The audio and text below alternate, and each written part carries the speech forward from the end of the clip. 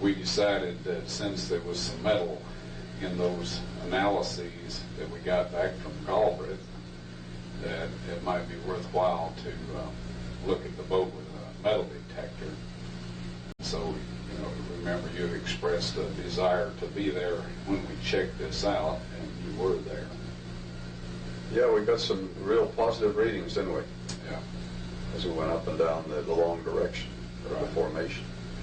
And at that moment in time, we were getting metal readings, right. but other than that they appeared at fairly uniform intervals. Right. The spacing made it appear like very much like it was a man-made object. Yeah, no doubt about that. When they returned to the hotel and word spread, several other ARC hunters wanted to see the site. One group was headed by Marv Steffens, and when the metal detector scans were repeated, his group immediately got very excited. Ron and Orhan later spent an entire day examining the area above the boat-shaped object and visiting local villages, asking if anyone knew any stories about an ancient ship being in the region. They discovered that no one knew anything about a ship being located in the vicinity. They did learn that the village where Ron had found the anchor stones was known as the Place of the Eight, although the villagers admitted that they had no idea where the name came from. They also learned that the mountain the boat-shaped object was on was locally called a term which loosely translated to Doomsday Mountain, although again no one knew where these names came from. There is good reason why there is no record of any local traditions about the Ark or a ship in the area. The original inhabitants of this region were attacked and displaced by the present inhabitants in the early years of this century. The invaders took over the lands, their homes, and even their flocks and herds, but all knowledge of any local traditions the original inhabitants may have had was lost. When Ron and Orhan scoured the countryside above the boat-shaped object, they discovered something which Ron believed was extremely important. They found a very strange section of earth approximately 120 feet long and 40 feet wide, which appeared to be outlined by a thick rim of petrified wood. Scattered over and around this section were strange-looking objects which looked like rocks, but which were very heavy and felt like metal. Ron took specimens of this strange substance. He had also taken similar specimens from the lower broken section of the site, and his theory was that it was ballast from the hull of the Ark. He had earlier concluded that the ship had slid to its present location in a lava or mud flow, and he now believed that this was a portion of the hull that had remained embedded in the earth. When the Ark was carried down the mountainside, it was ripped away from this portion of the hull, causing the ballast material to be left lying scattered all around. In this same area, they also found a recently constructed stone structure which had pieces of an ancient broken stele incorporated in it. Being careful not to draw the attention of the locals to these broken pieces of stone, they photographed the pictures inscribed on these stones. Pieced together, these broken pieces depicted a boat-shaped object very similar to the 1950s aerial photograph. And within this boat shape were 8 faces. The very unique mountain ridge above the boat-shaped object was also depicted, with ravens in flight, and next to the ridge was depicted a volcanic-looking mountain, a mountain that had since subsided. When Ron stood on the top of the ridge and looked south where this mountain was represented as being, he saw that there was a mountain in that location, but that it was no longer visible from the viewpoint of the artist of the stele. This was, Ron was sure, the volcano that had erupted many, many years ago and covered the boat with lava. Since the broken pieces of the stele were found near the location of the section he believed was the bottom of the hull embedded in the earth, He believed this stele had once marked the original location of the ark. Orhan had also arranged permission for Ron to take more substantial specimens from the boat-shaped object as well as from the surrounding terrain. On August 25, 1984, Ron left Turkey with his specimens and headed towards Athens to connect with his overseas flight. When he arrived in Athens and purchased a newspaper, he read that Marv Steffens had called a news conference in Ankara about the time Ron had left, and producing a bag of his own specimens, he announced that Noah's Ark had been found. He was immediately detained, accused of taking valuable artifacts, and with this he proceeded to tell the authorities that Ron too had left taking specimens and was already out of the country. It had only been a little over 4 months since Ron and his 2 sons had been released from a 3-month prison term in Saudi Arabia after being falsely accused of being Israeli spies, and he wasn't very happy at this turn of events. If the Turks believed he had taken valuable artifacts from their country, his days of working on Noah's Ark were finished. When he arrived in New York, he checked into the Carlton Hotel near the airport and called the Turkish United Nations mission, explaining what had happened. Within a few hours, 3 Turkish representatives arrived at his hotel, examined his specimens, and told him that he was free to keep them. They had checked with authorities in Ankara and discovered that he really did have permission to take the specimens.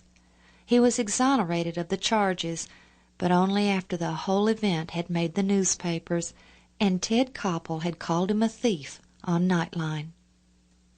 However, what looked like a disaster turned out to be the event that first caused the Turks to take an official interest in the site. The United Nations Observer and International Report featured a full-page story on Ron and the evidence at the site. What Wyatt found measures almost identically to the text offered in the 6th chapter of Genesis in the Old Testament. It was also found in the area where the Bible says the ark finally came to rest. What we actually have found is physical evidence that this is a boat. Whether or not it's Noah's Ark is up to the people that review the material. That's up to them to decide on that. My personal feeling is that it is Noah's Ark. Wyatt admits his skeptics are severe, and he has a long road to travel before his theories can be totally tested. The rock, wood, and metal samples are currently being analyzed, with reports due on the specimens by mid-September. If it is the ark, what has been proven? To the people that believe in God, this will be a confirmation of their faith. Wyatt firmly believes ultimately his find will be proven to be that of Noah's Ark. Even then, he says, there'll be some who still won't believe it. As far as the timing of this find, he has an explanation. But I think everything is on a time schedule, and I believe that when the time is right, these things will be brought out. Back at home, Ron sent one specimen that he had taken from the section he believed was the embedded hull above the ark to Colonel Irwin, who then sent it to Los Alamos National Labs for careful analysis. Ron then went to Galbraith Labs with his new batch of specimens. These analyses were even more encouraging than the 1979 ones, as these revealed extremely high metal contents, not only of iron, but also of aluminum. Although aluminum constitutes about 8% of the Earth's crust in weight, it never occurs in the metallic form in nature. It occurs as alumina. Yet, these analyses revealed that the specimens contained both alumina and aluminum. Ron believed that the petrified structures would not only have been petrified with minerals from the soil above the site, but also with the molecules of the metal fittings of the ship, which contained aluminum as well as iron. Ron arranged to return to the site a few months later in October of 1984. The Turkish government had sent several of their own scientists to examine the object, and Ron arranged to loan them one of the White's metal detectors. He wanted to see if they could duplicate the pattern of metal readings at even intervals. They did. Colonel Irwin was dedicated to searching for the Ark on Mount Ararat, but he continued to offer Ron any assistance he could. When he received a call from a man who was interested in searching for the Ark, but who expressed the belief that it couldn't possibly have landed on Mount Ararat, he referred this man to Ron.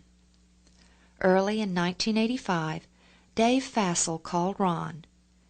Dave was in the marine salvage business and was familiar with several new technologies which were used in non-destructive investigations, such as radar. When Ron told him about the boat-shaped object, which he now without reservation referred to as the Ark, Dave was very interested. Ron sent him photographs and filled him in on all the data from his research, especially about the 13 lines of metal readings which extended from one end of the ship to the other. On March 20th, 1985, Ron and Dave arrived in Turkey. Meeting them there was Samaran al-Muteri of Saudi Arabia, who had recently visited Ron in the United States. Samaran wanted Ron to show him the mountain in Saudi Arabia that Ron believed was Mount Sinai. In December of 1983, Ron and his sons entered Saudi without a visa and went to Jebel el-Lawz, but were then arrested at the Jordanian border after being reported as spies. The event had caused quite a stir in Saudi, and Samaran had learned of Ron's claim after his release. Now he wanted Ron to come back to Saudi with him to show him the site, but perhaps to ensure that Ron's claims were valid, he wanted to see Noah's Ark first. When Ron and Dave arrived, Samaran was ill, and they had to delay their departure to eastern Turkey until he felt better.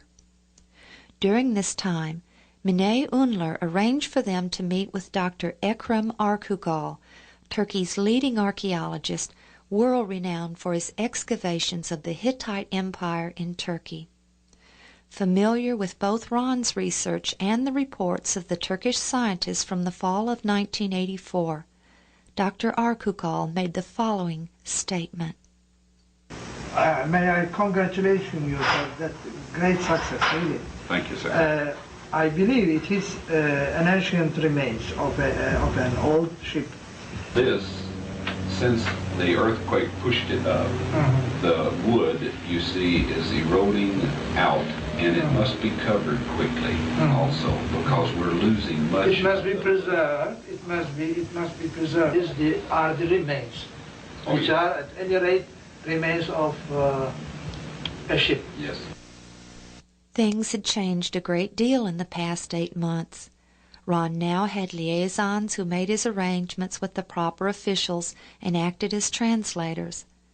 The government had officially taken an interest in the site, and now their leading archaeologists stated unequivocally that the object was a ship. The three men then went to the site, and immediately Dave Fassel, who certainly knew about ships, was overwhelmed by what he saw. He had brought 2 different types of metal detectors, a pulse induction type and the new and controversial molecular frequency generator, which, unlike the conventional metal detectors, was supposed to be able to discriminate types of metals as well as receive readings from great distances. They again were able to detect the regular pattern of metal readings both along the surface and along the sides of the ship.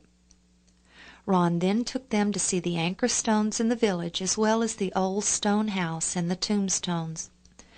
But when they arrived at the house, they found it reduced to rubble and the tombstones gone.